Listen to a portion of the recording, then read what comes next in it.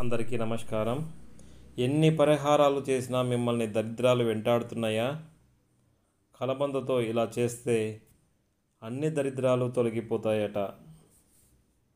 మనలో చాలామంది ఏదో ఒక సందర్భంలో దురదృష్టం వల్ల ఇబ్బందులు పడుతుంటారు. ఎన్ని పరిహారాలు చేసినా దరిద్రం అనేది మనల్ని వదిలి వెళ్ళదు.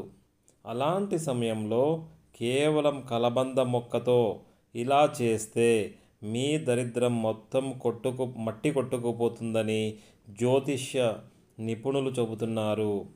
ఆ వివరాలు ఏమిటో ఈ వీడియోలో తెలుసుకుందాం.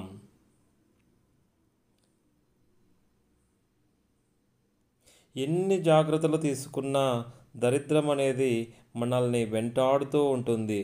అంతేకాదు, అది ఏ రూపంలో అయినా మన ఇంట్లోకి ప్రవేశిస్తుంది, ముప్పు తిప్పలు పెడుతుంది. దురదృష్టం కారణంగా మనం చేసే ప్రతి పనిలోనూ అడ్డంకులు ఎదురవుతూ ఉంటాయి.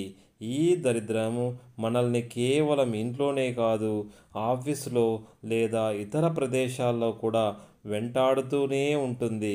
ఇలాంటి ప్రతికూల సమస్యలను అధిగమించాలంటే జ్యోతిష్ శాస్త్రము, వాస్తు శాస్త్రం ప్రకారము కొన్ని పరిహారాలను పాటించాలని, అప్పుడే దరిద్రం తొలగిపోతుందని చెబుతున్నారు. ముఖ్యంగా కలబందతో ఇలా చేయడం వల్ల మీకు పట్టిన దరిద్రం వదిలి అదృష్టం కలిసి వస్తుందని చెబుతున్నారు. అదేమిటో ఇప్పుడు ఈ వీడియోలో తెలుసుకుందాం. చాలామంది తమ ఇంట్లో కలబంద మొక్క పెంచుకుంటారు. అయితే కలబందను కేవలం ఆరోగ్య ప్రయోజనాల కోసం, అందాన్ని పెంచుకోవడానికి మాత్రమే ఉపయోగిస్తుంటారు. కానీ కలబందను ఉపయోగించి మనకు పట్టిన దరిద్రాన్ని కూడా వదిలించుకోవచ్చని ప్రముఖ జ్యోతిష్య నిపుణులు చెబుతున్నారు. ఈ కలబంద మొక్కను ఏ దిక్కున ఉంటే మంచిది?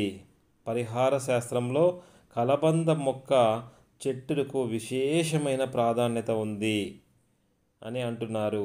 అన్ని చెట్ల కన్నా ఈ కలబంద చెట్టు చాలా శ్రేష్టమైనదని చెబుతున్నారు. అందుకే ఈ చెట్టును ఇంట్లో ప్రత్యేకమైన ప్రదేశంలో నాటుకుంటే దరిద్రం మొత్తం పోతుందని అంటున్నారు. ఎవరి ఇంట్లో అయినా సరే ఈశాన్యము లేదా వాయువ్యం దిశలో కలబంద మొక్కను పెంచుకోవడం మంచిదంటున్నారు. ఎట్టి పరిస్థితులలోనూ ఆగ్నేయంలో పెంచుకోవద్దని, ఒకవేళ పెంచుకుంటే అనేక ఇబ్బందులను ఎదుర్కొనాల్సి వస్తుందని పండితులు చెబుతున్నారు. ఈ కలబంద మొక్కను నెగటివ్ ఎనర్జీని తరిమి కొట్టడానికి కూడా ఉపయోగిస్తారు. నెగటివ్ ఎనర్జీ పోవాలంటే కలబంద మొక్కను ఇంట్లో వేలాడతీయాలని జ్యోతిష్య నిపుణులు చెబుతున్నారు. సాధారణంగా మొక్కల వేర్లు కిందకుంటాయి, కానీ కలబంద వేర్లు పైకి, మొక్క క్రిందకు వచ్చేలా దారంతో వేలాడదీయాలని చెబుతున్నారు. అది కూడా మంగళవారం ఉదయం 6 నుంచి 7 గంటల ప్రాంతంలో ఈ పని చేయాలని సూచిస్తున్నారు.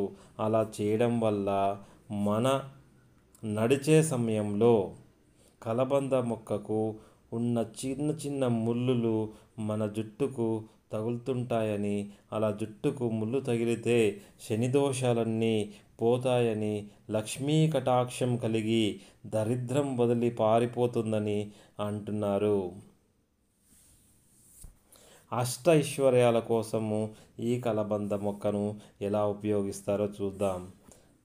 శుక్రవారం సాయంత్రం ప్రదోష సమయంలో కలబంద మొక్క నుంచి తీసిన గుజ్జును శ్రీ మహాలక్ష్మికి నైవేద్యంగా సమర్పిస్తే అన్ని రకాల ఆర్థిక ఇబ్బందుల నుంచి బయటపడవచ్చునని చెబుతున్నారు.